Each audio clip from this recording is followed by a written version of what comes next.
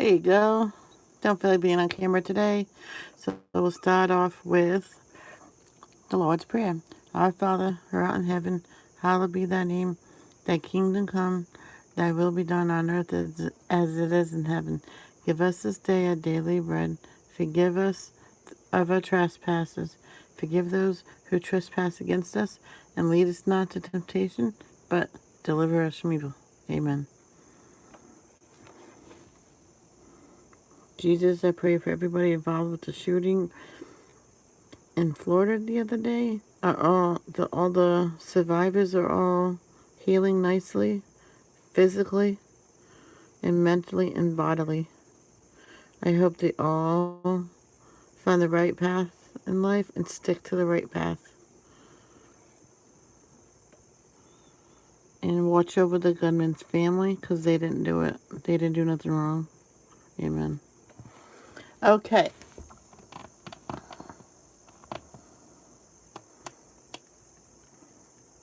And Jesus, look after John McCain's family as well. All right. I'm gonna try my best to pronounce this one. The prayer of the day suggests us to read First Thessalonians 5:24. So the daily prayer is, Dear Lord, you are an awesome God. You are an amazing Father. Oh, itchy. Oh, I hate when my eyes get itchy like all of a sudden. Oh my God. Oof. Ooh, sorry about that. Oh, Bible.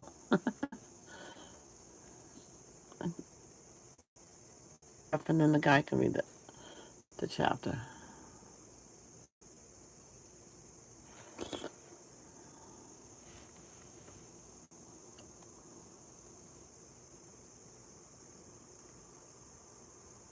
There we go. First, the Thessalonians. Oh, that's a cheap one. Number 5.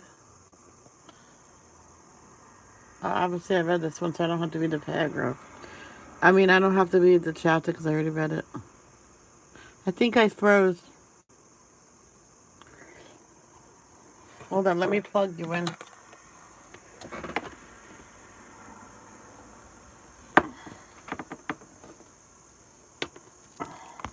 Everybody, if you can hear me, type something.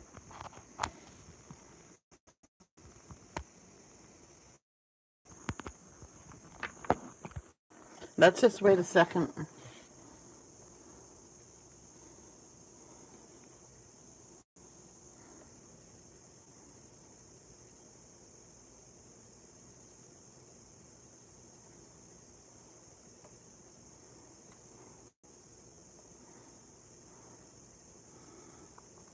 Yeah, I'm froze. So hold on a second.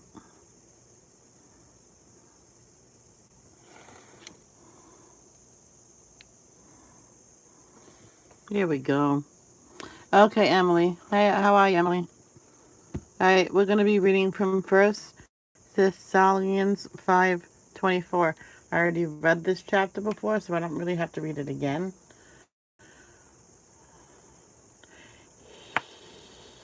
He, I'm good.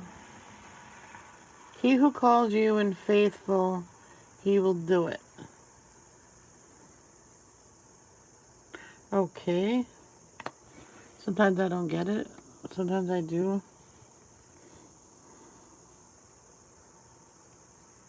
Why was that done? Huh? Oh.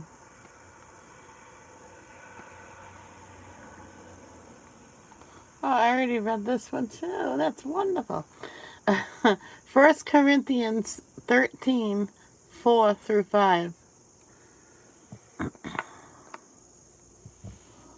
Love is patient, love is kind. Love does not envy, is not boastful, is not arrogant, is not rude, is not self-seeking, is not irritable, and does not keep a record of wrongs.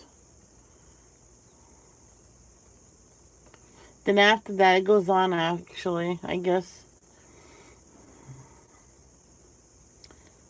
Love finds no joy in unrighteousness, but rejoices in the truth. It bears all things, believes all things, hopes all things, endure all things. Love never ends. But as for prophecies, they will come to an end. As for tongues, they will cease. As for knowledge, it will come to an end. Whew, I couldn't even read that. People want me to read. All right, we're rereading Judges. What was the last one we were in? 1 through 6.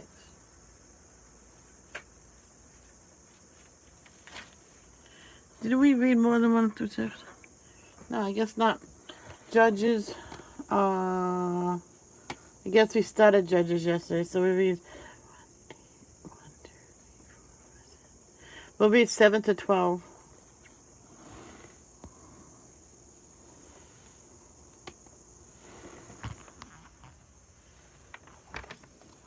Here we go.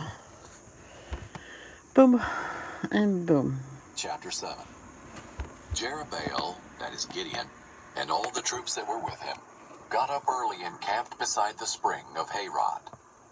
The camp of Midian was north of them, below the hill of Moreh in the valley. The Lord said to Gideon, "You have too many troops for me to hand the Midianites over to them, or else Israel might elevate themselves over me and say, 'My own strength saved me.' Now announce to the troops, 'Whoever is fearful and trembling may turn back and leave Mount Gilead.' So 22,000 of the troops turned back, but 10,000 remained. Then the Lord said to Gideon, 'There are still too many troops. Take them down to the water, and I will test them for you there. If I say to you, "This one can go with you," he can go. But if I say about anyone, "This one cannot go with you," he cannot go." So he brought the troops down to the water, and the Lord said to Gideon, "Separate everyone who laps water with his tongue like a dog. Do the same with everyone who kneels to drink." The number of those who lapped with their hands to their mouths was 300 men, and all the rest of the troops knelt to drink water. The Lord said to Gideon, "I will deliver you with the 300 men who lapped, and hand the Midianites over to you. But everyone else is to go home." So Gideon sent all the Israelites to their tents, but kept the 300 troops, who took the provisions and their trumpets. The camp of Midian was below him in the valley. That night the Lord said to him, "Get up and attack the camp, for I have handed it over to you. But if you are afraid to attack the camp, go down with Purah, your servant. Listen to what they say, and then you will be encouraged to attack the camp." So he went down with Purah his servant to the outpost of the troops who were in the camp. Now the Midianites, Amalekites, and all the Kedemites had settled down in the valley like a swarm of locusts, and their camels were as innumerable as the sand on the seashore. When Gideon arrived, there was a man telling his friend about a dream. He said, "Listen, I had a dream. A loaf of barley bread came tumbling into the Midianite camp, struck a tent, and it fell. The loaf turned the tent upside down so that it collapsed." His friend answered, "This is nothing less than the sword of Gideon, son of Joash, the Israelite. God has handed the entire Midianite camp over to him." When Gideon heard the account of the dream and its interpretation, he bowed in worship. He returned to Israel's camp and said, "Get up, for the Lord has handed the Midianite camp over to you." Then he divided the 300 men into 3 companies, and gave each of the men a trumpet in one hand and an empty pitcher with a torch inside it in the other hand. "Watch me," he said to them, "and do what I do. When I come to the outpost of the camp, do as I do. When I and everyone with me blow our trumpets, you are also to blow your trumpets all around the camp. Then you will say, 'For the Lord and for Gideon.'" Gideon and the 100 men who were with him went to the outpost of the camp at the beginning of the middle watch after the sentries had been stationed. They blew their trumpets and broke the pitchers that were in their hands. The three companies blew their trumpets and shattered their pitchers. They held their torches in their left hands, their trumpets in their right hands, and shouted, "A sword for the Lord and for Gideon." Each Israelite took his position around the camp, and the entire Midianite army began to run, and they cried out as they fled. When Gideon's men blew their 300 trumpets, the Lord caused the men in the whole army to turn on each other with their swords. They fled to Acacia House in the direction of Zererah, as far as the border of Abel-Maholah near Tabbath. Then the men of Israel were called from Naphtali, Asher, and Manasseh, and they pursued the Midianites. Gideon sent messengers throughout the hill country of Ephraim with this message: "Come down to intercept the Midianites and take control of the watercourses ahead of them, as far as Beth-Barah and the Jordan." So all the men of Ephraim were called out, and they took control of the watercourses, as far as Beth-Barah and the Jordan. They captured Oreb and Zeeb, the two princes of Midian. They killed Oreb at the rock of Oreb and Zeeb at the winepress of Zeeb, while they were pursuing the Midianites. They brought the heads of Oreb and Zeeb to Gideon across the Jordan.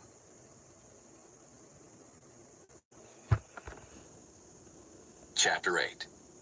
The men of Ephraim said to him, "Why have you done this to us, not calling us when you went to fight against the Midianites?" And they argued with him violently.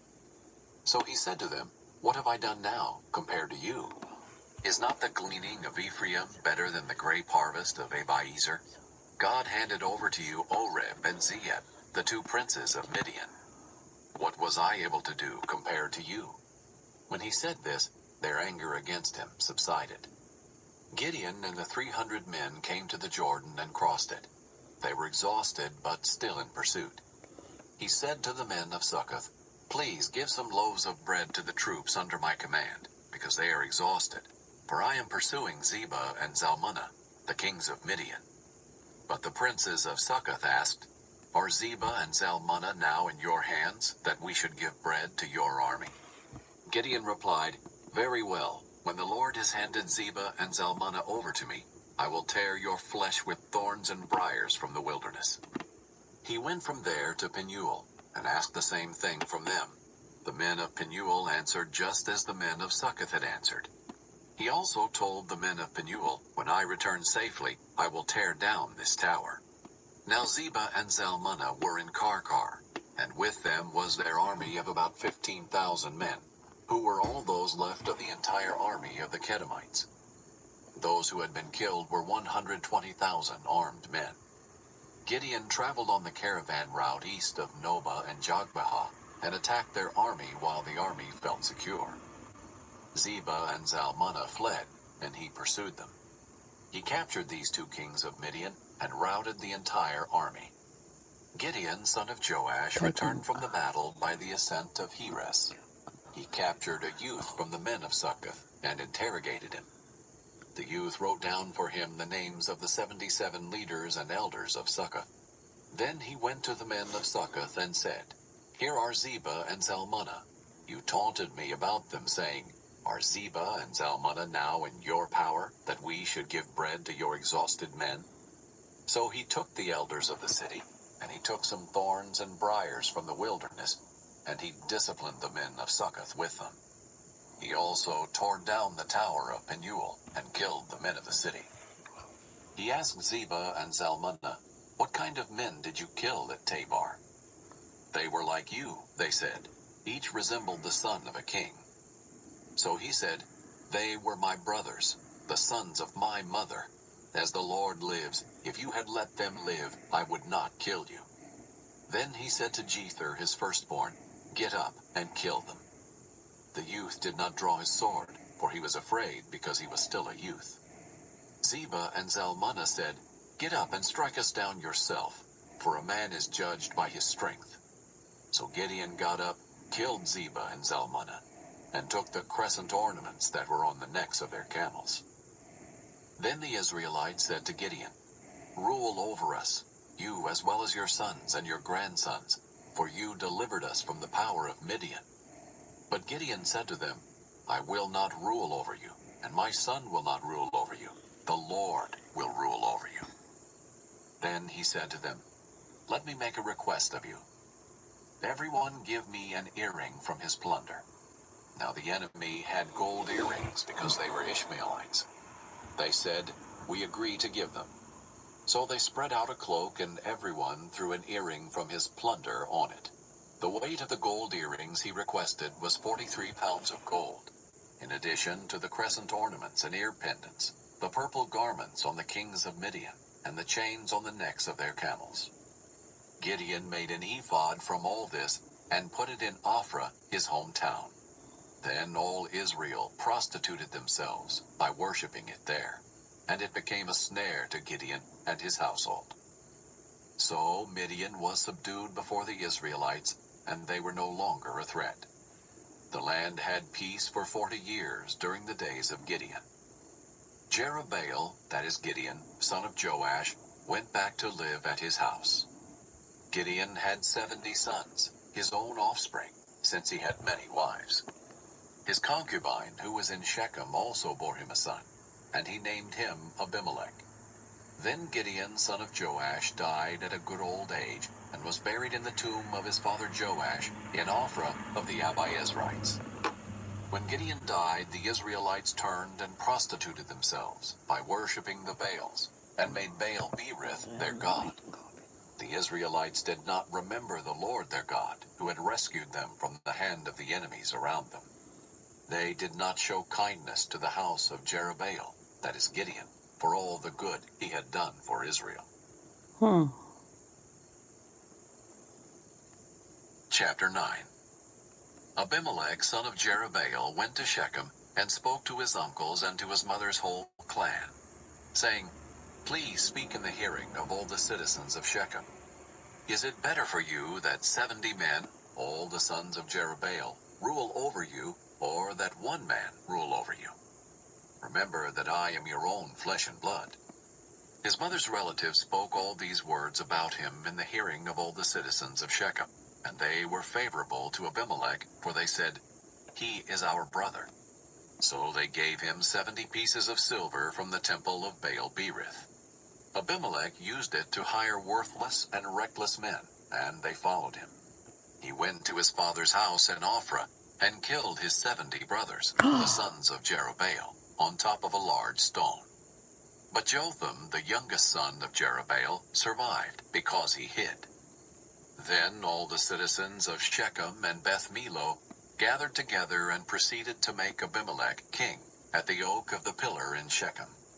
When they told Jotham, he climbed to the top of Mount Gerizim, raised his voice, and called to them, "Listen to me, citizens of Shechem, and may God listen to you."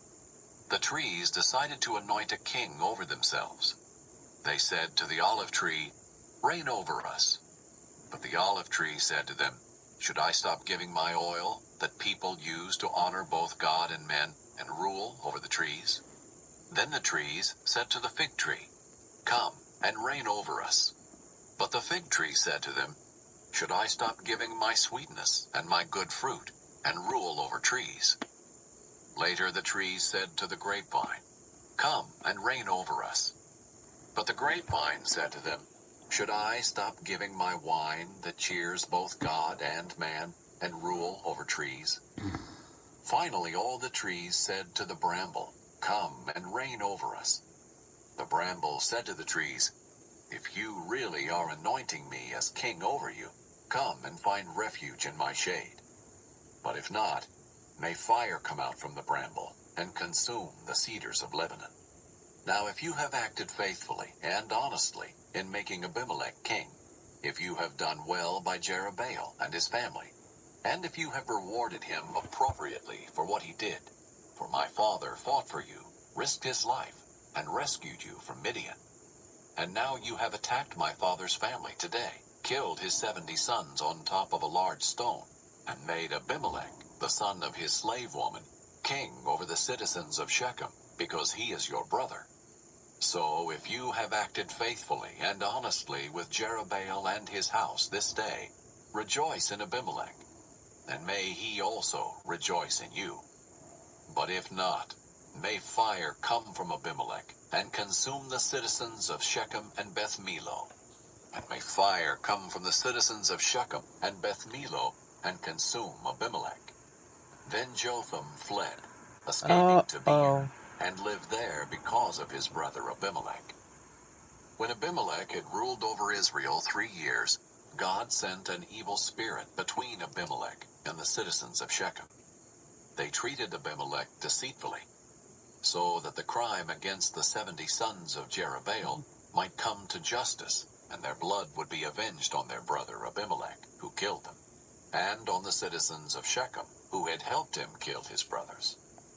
The citizens of Shechem rebelled against him by putting men in ambush on the tops of the mountains, and they robbed everyone who passed by them on the road. So this was reported to Abimelech. Gaal, son of Ebed, came with his brothers and crossed into Shechem, and the citizens of Shechem trusted him. So they went out to the countryside and harvested grapes from their vineyards. They trampled the grapes and held a celebration. Then they went to the house of their God, and as they ate and drank, they cursed Abimelech. Gaal, son of Ebed, said, "Who is Abimelech, and who is Shechem, that we should serve him? Isn't he the son of Jerubbaal? And isn't Zebul his officer? You are to serve the men of Hamor, the father of Shechem. Why should we serve Abimelech? If only these people were in my power, I would remove Abimelech." So he said to Abimelech, "Gather your army and come out." When Zebul, the ruler of the city, heard the words of Gaal, son of Ebed, he was angry. So he secretly sent messengers to Abimelech, saying, "Beware, Gaal, son of Ebed, with his brothers, have come to Shechem and are turning the city against you. Now tonight, you and the troops with you, come and wait in ambush in the countryside. Then get up early and at sunrise attack the city. When he and the troops who are with him come out against you, do to him whatever you can." So Abimelech and all the troops with him got up at night and waited in ambush for Shechem in 4 units. Gaal, son of Ebed, went out and stood at the entrance of the city gate. Then Abimelech and the troops who were with him got up from their ambush. When Gaal saw the troops, he said to Zebul, "Look, troops are coming down from the mountaintops." But Zebul said to him, "The shadows of the mountains look like men to you." Then Gaal spoke again, "Look, troops are coming down from the central part of the land, and 1 unit is coming from the direction of the diviner's oak." Zebul replied, "What do you have to say now? You said, 'Who is Abimelech that we should serve him?' Aren't these the troops you despised? Now go and fight them." So Gaal went out leading the citizens of Shechem and fought against Abimelech. But Abimelech pursued him, and Gaal fled before him. Numerous bodies were strewn as far as the entrance of the city gate. Abimelech stayed in Arumah, and Zebul drove Gaal and his brothers from Shechem. The next day, when the people of Shechem went into the countryside, this was reported to Abimelech. He took the troops, divided them into 3 companies, and waited in ambush in the countryside. He looked, and the people were coming out of the city, so he arose against them and struck them down. Then Abimelech and the units that were with him rushed forward and took their stand at the entrance of the city gate. The other 2 units rushed against all who were in the countryside and struck them down. So Abimelech fought against the city that entire day, captured it, and killed the people who were in it. Then he tore down the city and sowed it with salt. When all the citizens of the Tower of Shechem heard, they entered the inner chamber of the temple of El-Berith. Then it was reported to Abimelech that all the citizens of the Tower of Shechem had gathered. So Abimelech and all the troops who were with him went up to Mount Zalmon. Abimelech took his axe in his hand and cut a branch from the trees. He picked up the branch, put it on his shoulder, and said to the troops who were with him, "Hurry, and do what you have seen me do." Each of the troops also cut his own branch and followed Abimelech. They put the branches against the inner chamber and set it on fire. About 1,000 men and women died, including all the men of the Tower of Shechem. Abimelech went to Oh, this Thebez, is a long camped one. against it, and captured it. There was a strong tower inside the city, and all the men, women, and citizens of the city fled there. They locked themselves in and went up to the roof of the tower. When Abimelech came to attack the tower, he approached its entrance to set it on fire. But a woman threw the upper portion of a millstone on Abimelech's head and fractured his skull. He quickly called his armor-bearer and said to him, "Draw your sword and kill me, or they'll say about me, 'A woman killed him.'" So his armor-bearer ran him through, and he died. When the Israelites saw that Abimelech was dead, they all went home. In this way, God brought back Abimelech's evil, the evil that Abimelech had done to his father when he killed his 70 brothers. God also brought back to the men of Shechem all their evil. So the curse of Oh, Jotham, boys. son of Jerubbaal, came upon them. Chapter 10. After Abimelech, Tola, son of Puah, son of Doda, became judge and began to deliver Israel. He was from Issachar and lived in Shamir in the hill country of Ephraim. Tola judged Israel 23 years, and when he died, was buried in Shamir. After him came Jair the Gileadite, who judged Israel 22 years. He had 30 sons who rode on 30 donkeys. They had 30 towns in Gilead, which are still called Jair's villages today. When Jair died, he was buried in Canaan. Then the Israelites again did what was evil in the sight of the Lord. They worshipped the Baals and the Ashtoreths, the gods of Aram, Sidon, and Moab, and the gods of the Ammonites and the Philistines. They abandoned the Lord and did not worship him. So the Lord's anger burned against Israel, and he sold them to the Philistines and the Ammonites. They shattered and crushed the Israelites that year, and for 18 years they did the same to all the Israelites who were on the other side of the Jordan in the land of the Amorites in Gilead. The Ammonites also crossed the Jordan to fight against Judah, Benjamin, and the house of Ephraim. Israel was greatly oppressed, so they cried out to the Lord, saying, "We have sinned against you. We have abandoned our God and worshipped the Baals." The Lord said to the Israelites, "When the Egyptians, Amorites, Ammonites, Philistines, Sidonians, Amalekites, and Maonites oppressed you and you cried out to me, did I not deliver you from them? But you have abandoned me and worshipped other gods. Therefore I will not deliver you again. Go and cry out to the gods you have chosen. Let them deliver you whenever you are oppressed." But the Israelites said, "We have sinned. Deal with us as you see fit. Only rescue us today." So they got rid of the foreign gods among them and worshipped the Lord, and he became weary of Israel's misery. The Ammonites were called together, and they camped in Gilead. So the Israelites assembled and camped at Mizpah. The rulers of Gilead said to one another, "Which man will begin the fight against the Ammonites? He will be the leader of all the inhabitants of Gilead." Chapter 11. Jephthah the Gileadite was a valiant warrior, but he was the son of a prostitute, and Gilead was his father.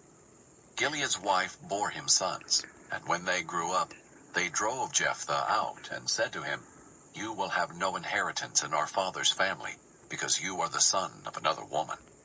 So Jephthah fled from his brothers and lived in the land of Tob. Then some worthless men joined Jephthah and went on raids with him. Sometime later, the Ammonites fought against Israel. When the Ammonites made war with Israel, the elders of Gilead went to get Jephthah from the land of Tob.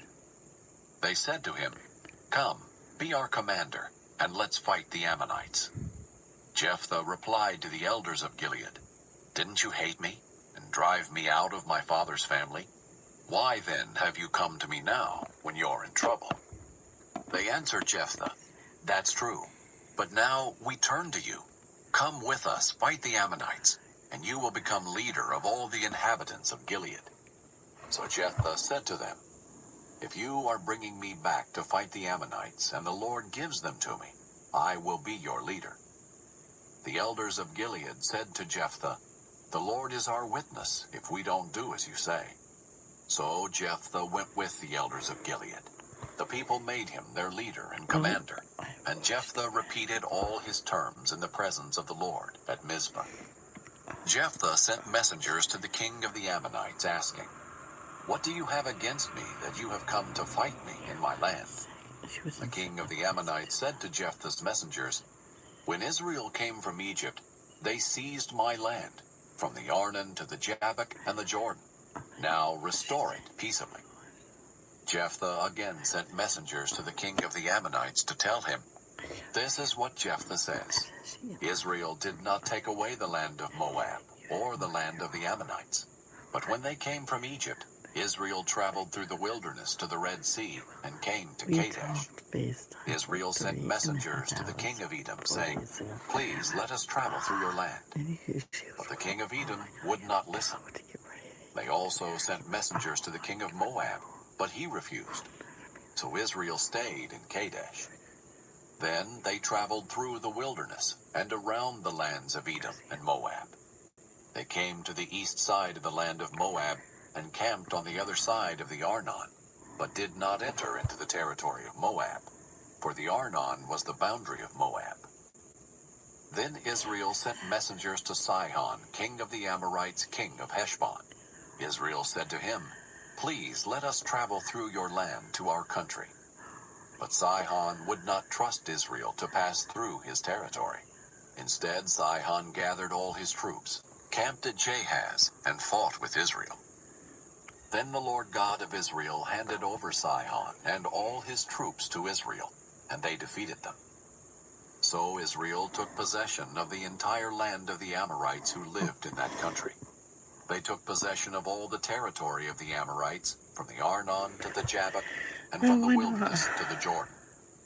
The Lord God of Israel has now driven out the Amorites before his people Israel. And will you now force us out? Isn't it true that you can have whatever your god Chemosh conquers for you, and we can have whatever the Lord our God conquers for us? Now are you any better than Balak, son of Zippor, king of Moab? Did he ever contend with Israel, or fight against them?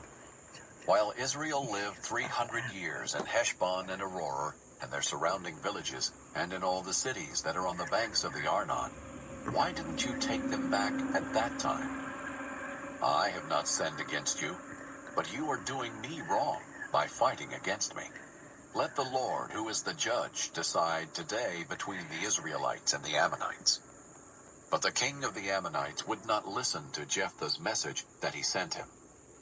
The Spirit of the Lord came on Jephthah, who traveled through Gilead and Manasseh, and then through Mizpah of Gilead.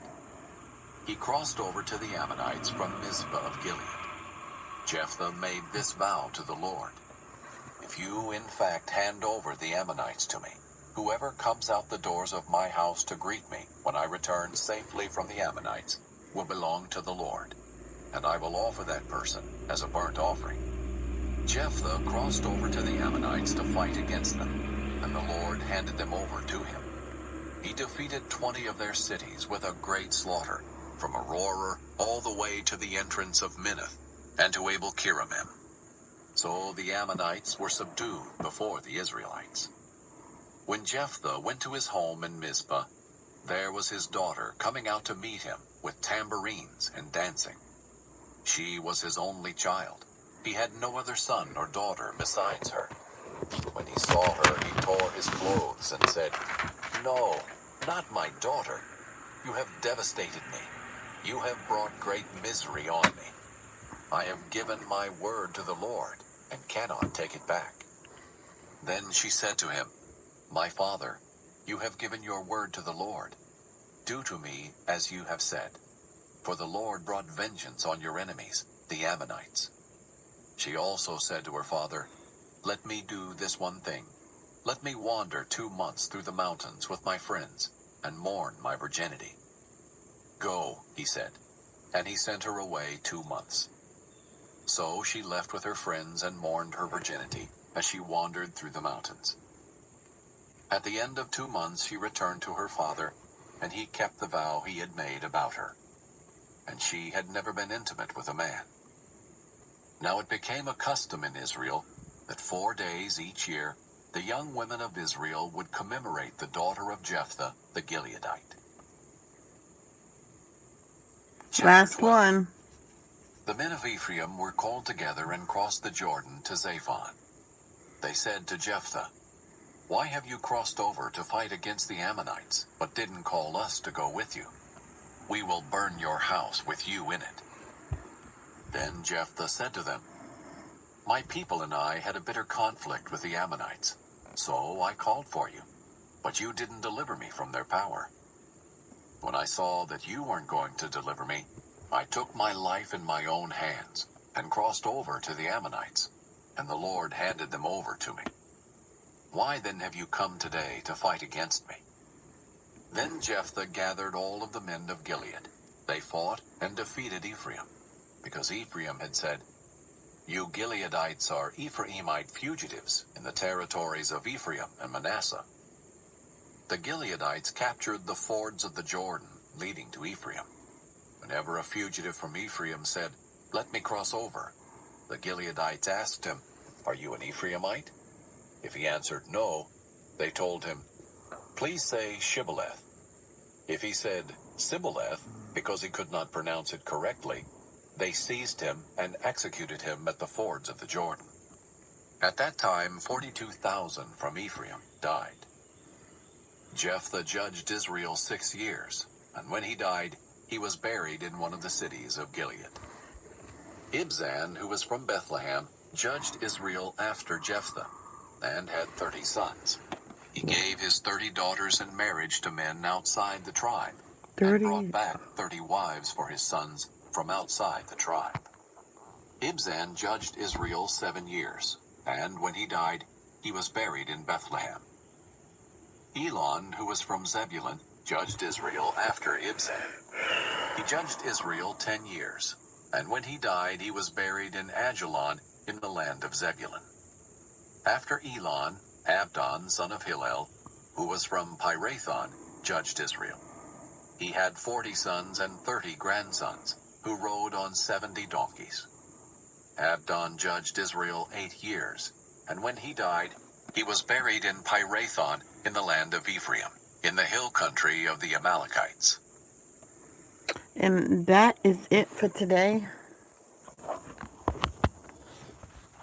Okay, everybody. Look at the bubbles. If I do that, it's like interactive. It's fun. Okay, everybody. I'm going to say, let's see what.